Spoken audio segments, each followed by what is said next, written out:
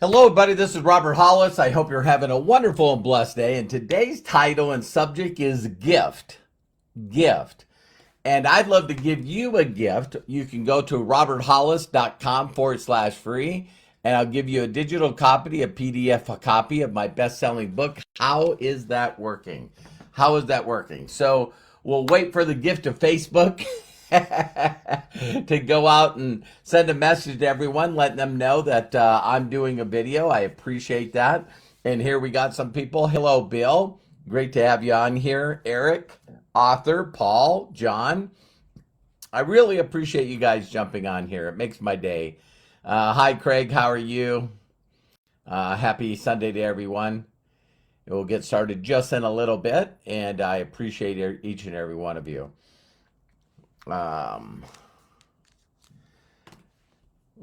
Kai, this is going to be juicy. Hey, Debbie. Really appreciate you on here. Hi, Melody. Celebrating the gift of you. Ah, that's nice. All right, so let's go ahead and get started. You're a gift, Melody. You all are a gift. Okay. Hello, my name is Robert Hollis. I hope you're having a wonderful and blessed day. And today's subject is gift. Gift. And so one of the unique things about, I heard this phrase years and years and years ago. And, all of us are a gift, just like the book Miracle, every one of us is a miracle.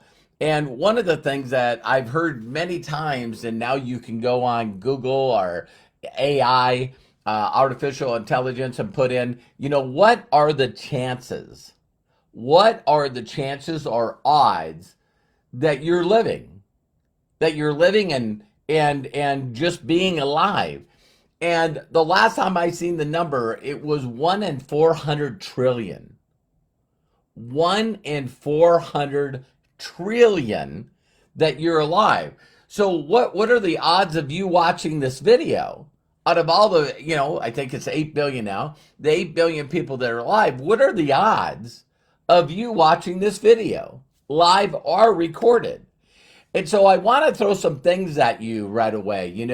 One of the unique things about having a gift or being a miracle is that if you are a gift and you are a miracle, but you don't use it, you don't apply it, then what good is the gift?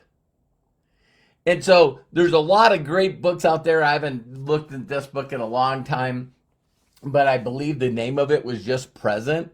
So we got the past and we got the future, and then we have the present. The reason it's called a present is because it's the now. No opportunity wasted. And so the one thing I want every one of you to know is just think about this. In whatever spiritual belief that you may have, there's a constant thing in there about you got to give to get. So the more you reap, you sow. And whether you believe that you're a gift or whether you believe that you're a miracle doesn't matter. The one thing is that you are a messenger. And so what a lot of people do is they get overthinking and overcomplicating their ability to learn from wisdom.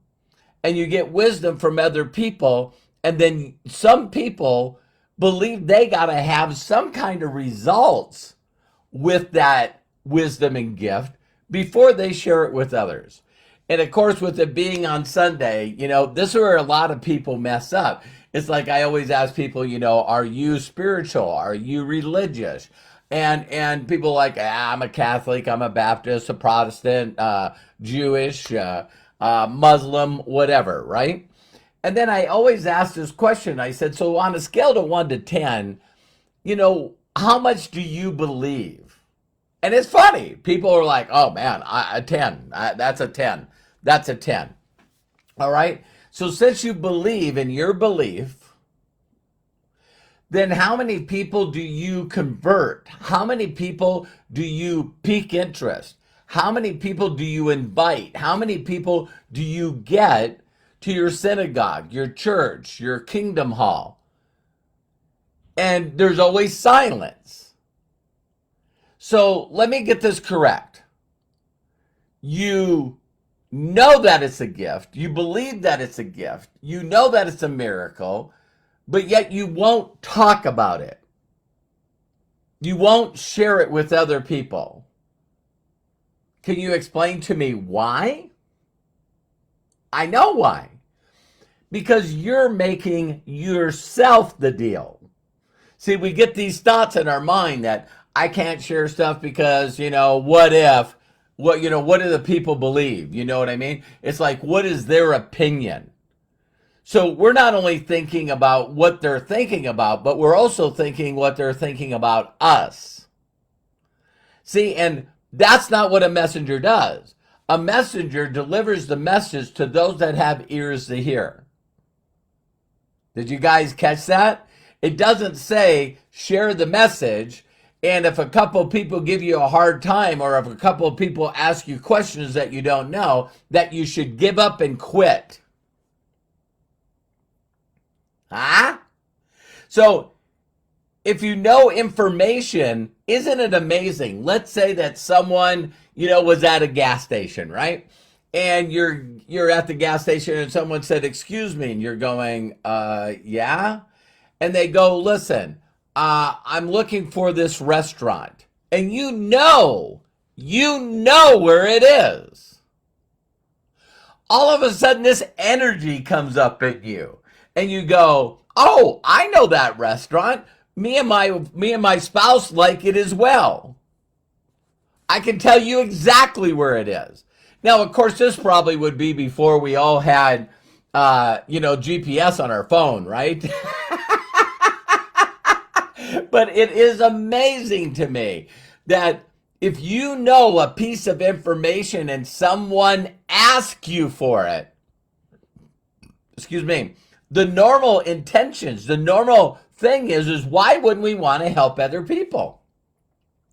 And so the gift you are, 1 in 400 trillion. The gift you are, the miracle you are. You're not going to get any more gifts, blessings, miracles if you don't use what you already have. Do you understand this? So if you're given a piece of wisdom, and then the only reason that you don't share it with others is because you can't use it, that's pretty selfish. That's pretty awful. Are you hearing me? I'll give you a neat example. Let's say, I always heard this funny story, right? And the story goes where this couple has been married forever, and all of a sudden, for whatever reason, they get a divorce.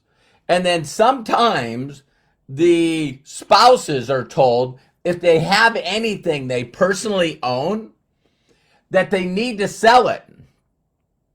Are you listening to me? You need to sell it and split the money with your spouse. And so there's always this situation where the story goes, a guy's looking through the newspaper and it says brand new Cadillac Escalade. Brand new, 10,000 miles on it, $50. And people are going, this can't be right. So they call it up. Guy says, yes, first person here gets it. It's paid off. They go there and give the person $50, and he signs over the title and gives it to him. And he goes, why would you sell a $100,000, $125,000 vehicle for $50? Well, the judge told me that I had to sell the vehicle and split the money with my husband. Ooh, I bet a lot of you thought it was the husband, right? So the whole point is that, we think that if we don't sow the seeds, no. If we're not going to sow the seeds, we're not going to share the message with other people and just want it to work for them. See, people sometimes tell me all the time, I don't know what my purpose is. I don't know what my purpose is. I don't know what my passion is. I don't know what my calling is. Yeah, you do. Yeah, you do. The way to greatness is the service of many. It's doing things for others, and it doesn't make a difference if you get anything out of it. So if all of a sudden you're connected with just the joy of giving, helping people in need get the wisdom that they need, and then they get it at the right time, like I got it at the right time, and bam. So yesterday, I did an Ask Me Anything. And the first part of the Ask Me Anything was my personal story. And I know that you guys might have heard this story before. I'm just paraphrasing it. I'm not being sacrilegious here, right? But the story goes where, a great-great-grandfather, started a church. And then what he did is he passed this down to his son, that passed it down to his grandson. Are you following me? 3 generations. And all of a sudden, the last, he's raising his son to take over the church, and then he dies. And so now he goes to heaven, and again, we're just telling a story here, and he gets let in, and he spent his entire life from the time that he can remember, constantly sharing the word, constantly spreading the message to those that have ears to hear. And he's done it his whole life, and so has his dad, and so has his grandpa. And so in the story, there's always this thing where the person that gave the most, that did the most, has the closest places to the kingdom, right? And so the guy says, here's your home. And he's going, my God, there's 2 more layers of homes, before the kingdom. He goes, who lives in those houses? Because in his mind, he felt like he dedicated his whole life to sharing the message that he should be in one of those places up there. And the person, Paul, Peter, whoever the story goes, says, hey, listen, you know the person that lives up there. And he goes, I do? Let's go meet him. Let's go meet him. So he goes all the way up there, knocks on this door, and this lady comes out. And he goes, Mary. She goes, hi, Curtis. How are you? And he's going, I don't understand. She was the janitor at the church. And the person looks at him and says, yeah, she prayed all the time for your grandpa. She prayed all the time for your father. And she prayed all the time for you. That's 3 generations of this lady praying for you guys to have the courage to share your gift and speak to those that have ears to hear. It's because of her prayers and her consistent prayers is why you, your father and your grandfather, spoke to so many people and got them converted. Wow.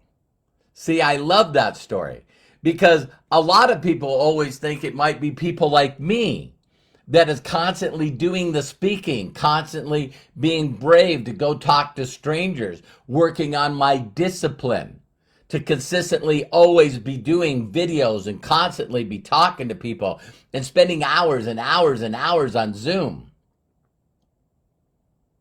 I just get to stand on shoulders of people before me that led by example.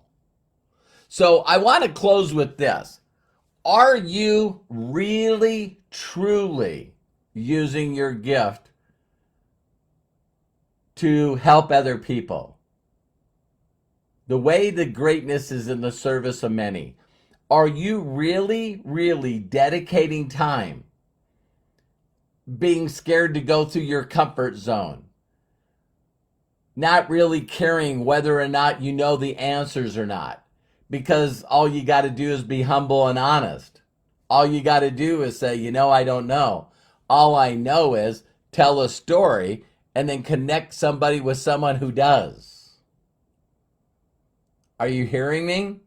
So if you're not utilizing your gifts to connect other people with the message, you being the messenger, and you're working too hard on trying to make yourself the actual person that delivers the message. See, because I know that there's a lot of people that every one of you could talk to all day long. And by humbling yourself, saying, hey, listen, I need to be brutally honest with you. I'm helping this company and I'm helping my business partners because I believe so much in this company. I believe so much in this business model. I believe so much that this can help you. But I need to be brutally honest with you. For whatever reason, I still haven't applied this stuff myself. See, I truly believe that a person, if they apply themselves and listen to the right people and follow the right wisdom, there's no doubt in my mind, none, that you could not only supplement your income, double your income and replace your income. Just please don't ask me why I'm not doing it. I'm still working on myself, but I need to make sure that people in need, people that have been praying for this message and this wisdom, that they get connected to it. So that's my message for today. You know, you're a gift. You know, there's a phrase out there that, thank you for that. There's a phrase out there that says, you know, who you are, you know, how you were created is a gift to you. What you use with that gift is a gift to the Creator. See, there's always been this internal thing, even though I got taken away from my parents when I was really young. I didn't quite understand, you know, why they didn't do what they were supposed to do to make sure that I stayed their son. I always thought, oh my God, you know, why don't they want me? They weren't treating me correctly.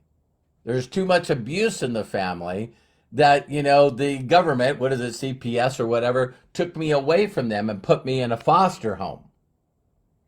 But there was always something in my mind that was going, I want to prove to them. I want to prove to them and other people that didn't seem like they wanted to be in my life, I'm going to prove to them that they really messed up. Man, they really messed up. So my constant pursuit of doing more and building my gifts and asking for more gifts and consistently doing the best I can. You know, KAIZEN, never ending improvement, just consistently working on myself. You know, if I've gotten, 30,000 people, what is it going to take to help 60,000? What is it going to take to help 600,000? What is it going to take to help 1 million too? See, my consistency is, as I was created and given these gifts and these blessings, I don't ever want them to go away. And so I'm going to continue to do more and do more and do more because I can and I want to. And I always found like I was doing this to seek approval from other people that, some of them are not even alive anymore, to ever say they were sorry. To ever say, you know what? You turned out pretty good. I had to do that for myself. So you'll find a lot of people that are overachievers. They do more than the average person, which I've said this on other videos, ordinary versus extraordinary. If you guys knew how little it takes to be above average, it's really sad. And the reason that majority of people don't do it, again, is the learned helplessness, It's the excuse-itis. It's the victim scenario. Oh, woe is me. I don't have a chance. I got all the bad cards. It's constantly focused on the past or worrying about the future instead of being in the present. That's why it's called the present. What can I do today? What can I do to get this message to other people? And if I don't apply it and don't do anything in my life, then maybe I can be like Sean Hennigan that I spoke of yesterday. And maybe I got the message to Robert Hollis and introduced him to Bill Gould, and that has helped millions of people. So Sean Hennigan, for me, would be the person that was Mary, the janitor. See, it was because of Sean not wanting to be the deal, not feeling like he needed to know anything, to have total faith to just say, listen, I met this guy that's documented, and he loves teaching people how to be successful. You got to meet him. It's not about me. It's about him. So, I don't need to be on the Zoom. I don't need to plug you into my 14 groups. I don't need to be your manager. I don't need to be your interpreter from someone that knows what they're doing and is aspiring, and I need to deliver that message. See, there's a lot of people that want to be the in-between people between the person that was blessed and giving inspiration and being able to motivate people. That person has worked on those skills.